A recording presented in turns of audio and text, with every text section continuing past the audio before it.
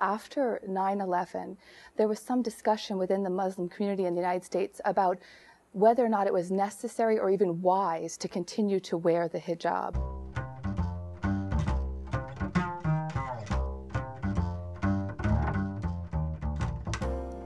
You're watching Faith Complex, a dialogue about the intersection of religion, politics, and art, with your host, Katelyn McNelis. Hi, I'm Katelyn McNelis, and you're watching Faith Complex. I'm joined today by Dr. Jerusha Lamptey, a visiting assistant professor in the theology department here at Georgetown University. Dr. Lamptey, welcome to Faith Complex. Thank you very much. In suburban San Diego, the police are investigating the death of a woman from Iraq as a possible hate crime. Dr. Lamptey, a Muslim-American woman, Shaima Alawadi, a mother of 5, was found beaten into unconsciousness in her home and eventually died. Reports indicate that a note was found at the scene saying, "Go back to your country, you are a terrorist." At present, no suspect has been identified. What do you make of this shocking crime? Well, it is extremely shocking. Just in the sheer violence and brutality alone, it is shocking enough. As you indicated, there are some evidence that seems to point that it might be a possible hate crime, a crime that's directed towards an individual sheerly because they're a member of a particular group, in this case either Muslim or Arab Iraqi. It, I think, evokes certain unsettling questions about tolerance and the understanding of diversity in this country. Certainly, a hate crime is only one possibility here. Do you think that this incident was an anomaly, or does it represent a deeper Islamophobia, especially one directed towards women in the United States? In one way, it's clearly an anomaly, clearly and thankfully an anomaly.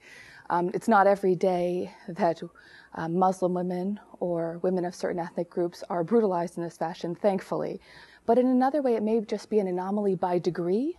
And what I mean by that is that it is such an extreme and brutal scenario, but it is representative of maybe an undercurrent of fear and hate that is much more widespread. Do you think that wearing the hijab constitutes a threat to the security of American Muslim women? It can, at times, it can certainly represent a threat. And not all Muslim women choose to wear the scarf, that is well known, but those that do choose to do it also choose to make themselves a very explicit symbol, a very recognizable symbol of Islam. And so in that way, if someone wishes to do harm to someone who is affiliated with Islam, here's a very good target. How have Muslim women reacted in the past to this? After 9/11, there was some discussion within the Muslim community in the United States about whether or not it was necessary or even wise to continue to wear the hijab. It was such a heightened sense of fear all around for everybody that there were a lot of scholars and religious leaders that said Muslim women who choose to wear the scarf, it's probably not advisable at this juncture for you to do that. That you being safe and sound is the best course of action at this interval. Nobody should be in a position where their life is being threatened or their life is put in jeopardy. However, when you talk about creating a society or communities over the long term, is the kind of society you want to create one where you bend and shape everything in order to possibly avoid a threat? What I think is that Muslim community, and especially Muslim women who adopt the hijab, who wear the scarf, have to be proactive in defining it, in redefining it, in educating people about the multitude of reasons why they wear it. What kind of stereotypes do you think that non-Muslim Americans apply when they see a woman wearing the hijab, the niqab, or the burqa? All three of them, they evoke some kind of distance, some kind of otherness.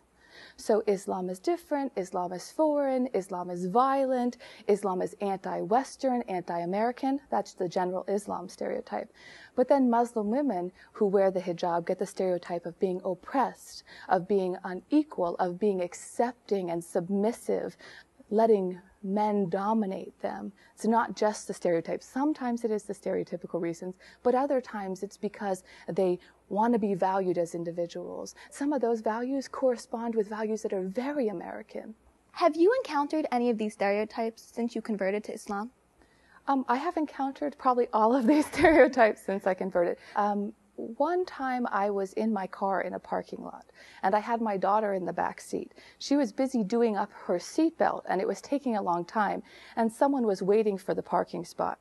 I'd indicated to the person with the universal symbol of my daughter's in the back seat, trying to indicate that she's putting up the seatbelt.